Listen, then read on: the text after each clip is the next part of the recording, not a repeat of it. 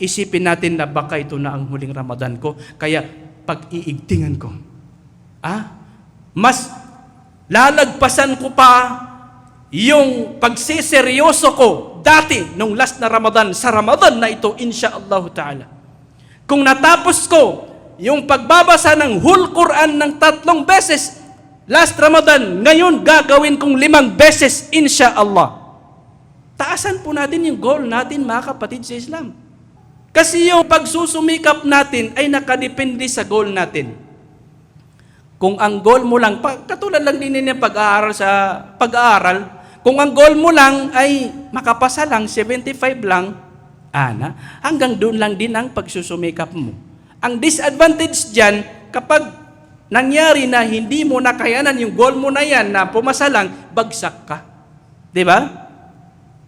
Ngayon, ang kagandahan kapag mataas yung goal mo, ang goal mo ay 100, insha'Allah. Dahil sa mataas ang goal mo, ganon din kataas yung percentage ng pagsusumikap mo. Hindi po ba?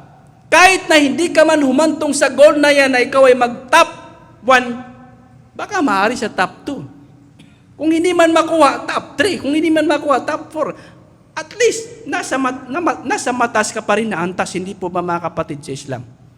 So ganito din sa pagsamba, mga kapatid sa Islam, taasan po natin ang ating goal. Katulad sa pagbabasa ng Quran, kung ang goal natin, insha'Allah, 5 beses nating babasahin ang buong Quran sa loob ng 1 buwan sa buwan ng Ramadan.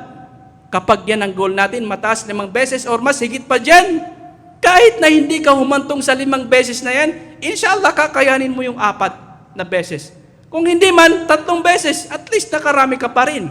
Pero kung ang goal mo ay mababa, sakto lang siguro yung mabasa ko yung Suratul Baqarah, okay na siguro yun. Ganon din kababa ang iyong pagsusumikap. Ganon din kababa ang iyong pagsusumikap. So, taasan po natin ang goal natin sa Ramadan. Ibig sabihin na yung layunin natin ay makarami tayo ng pagsamba kay Allah subhanahu wa ta'ala. Insha'Allah subhanahu wa ta'ala, mapapanalunan natin ang kapatawaran ni Allah, ang kaniyang habag at ang kaniyang awa. Tunay na nalugi ang taong naabutan na siya ng Ramadan. Subalit, lumipas na lamang ang buwan ng Ramadan, hindi pa rin siya napatawad ni Allah subhanahu wa ta'ala. Wallahi, mga kapatid sa Islam, napakalaking kalugian sa isang tao na buhay siya sa Ramadan. Nakabukas ang mga pintuan ng paraiso ni Allah. Nakasarado ang mga pintuan ng imperno ni Allah. Nakagapos mahina yung pwersa ng mga demonyo. Gabi-gabi ay mayroong pinapalaya si Allah. Gabi-gabi ay mayroong inililigtas si Allah subhanahu wa ta'ala mula sa kapahamakan, kaparusahan sa imperno ni Allah, at hindi ka masasali sa mga taong yan. Napakalaking kalugian yan, mga kapatid, sa pananampalataya Islam.